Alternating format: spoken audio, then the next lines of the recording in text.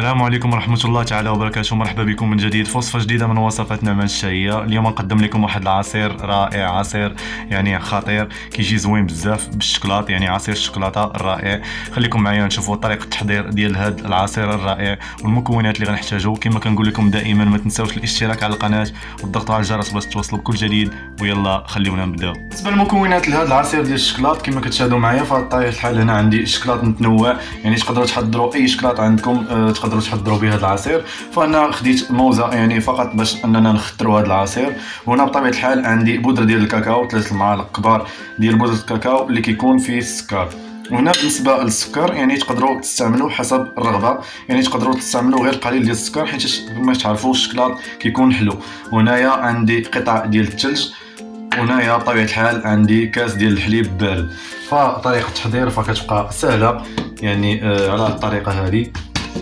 فغناخدو هنايا يعني الشوكولات ديالنا على الشكل هذا، يعني اي نوع كما قلت لكم ديال الشوكولات تقدروا انكم تحضروا به يعني هذا العصير. كما كتشاهدوا يعني عصير غادي يجي زوين كما كتشاهدوا على هذا الشكل هذا. فكنقطعوا يعني الشوكولات ديالنا على هذا الشكل كما قلت لكم، يعني اي نوع ديال الشوكولات تقدروا تحضروه. فهي صراحه فكره يعني جديده انكم تحضروا بها يعني عصير من الشوكولات، فغادي يجي زوين بزاف وغادي تشوفوا الفرق يعني حتى في المذاق، يعني كيكون المذاق ديالو رائع ومختلف على باقي العواصر. صافي انا غنستمر على هذا الشكل هذا، يعني كل شوكولات ناخذ منه يعني قطع ديال يعني الشوكولات على هذا الشكل هذا كما كتشاهدوا. يعني نوع الشوكولات ديالي كما قلت لكم.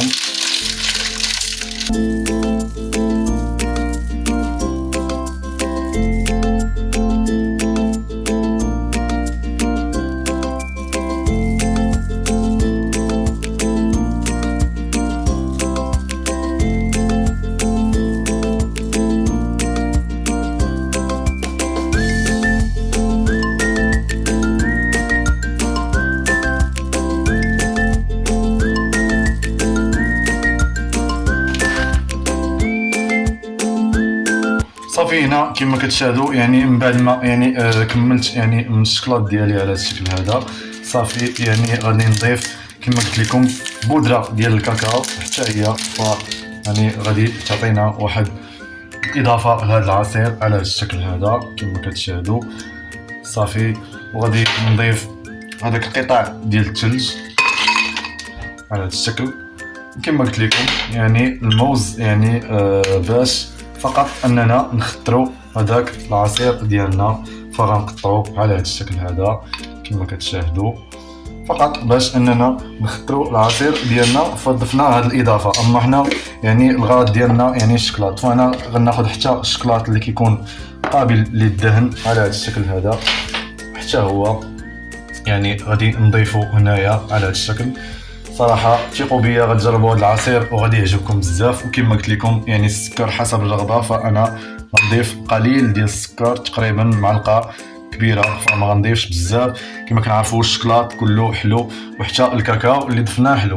صافي هنايا غنضيف الحليب ديالنا على هذا الشكل هذا وغادي نخلطوا يعني هذا العصير ديالنا، يعني نديروه في الخلاط الكهربائي باش نتحصلوا على العصير ديالنا اللي غادي يجي زوين واللي غادي يعجبكم. خليكم معايا حتى الاخير باش نشوفوا الشكل النهائي ديال هذا العصير الرائع.